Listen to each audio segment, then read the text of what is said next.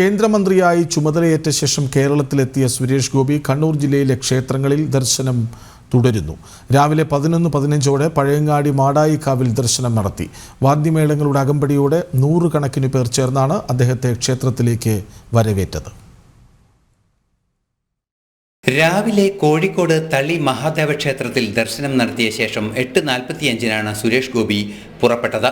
11:15 മാടായിക്കാവിലെത്തിയ മന്ത്രി അരമണിക്കൂറോളം അവിടെ ചിലവഴിച്ചു. കേന്ദ്രമന്ത്രിയായി സത്യപ്രതിജ്ഞ ചെയ്ത സുരേഷ് ഗോപിയുടെ കണ്ണൂർ ജില്ലയിലെ ആദ്യ സന്ദർശനമാണ് മാടായിക്കാവിലേത്. മുൻപ് ഒന്നിലധികം തവണ അദ്ദേഹം അവിടം സന്ദർശിച്ചിട്ടുമുണ്ട്. ക്ഷേത്രം ഭാരവാഹികളും BJP പ്രവർത്തകരും ആരാധകരും ചേർന്ന് അദ്ദേഹത്തെ ക്ഷേത്രത്തിലേക്ക് ആനയിച്ചു. വാദ്യമേളങ്ങളുടെ അകമ്പടിയോടെയായിരുന്നു സ്വീകരണം.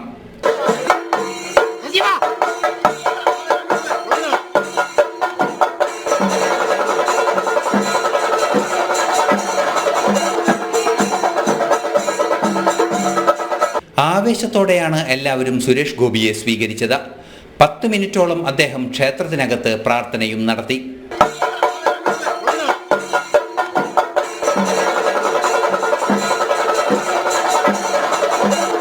തനിക്ക് ചുറ്റും കൂടിയവർക്ക് നേരെ കൈവീശിയും അവർ സമ്മാനിച്ച പുരസ്കാരങ്ങൾ വാങ്ങിയുമാണ് സുരേഷ് ഗോപി മാടായിക്കാവിൽ നിന്ന് യാത്ര തിരിച്ചത്. തുടർന്ന് അദ്ദേഹം പറശ്ശിനിമുത്തപ്പൻ മടപ്പുരയിലും സന്ദർശനം നടത്തി. ടീം ജനം, കണ്ണൂർ.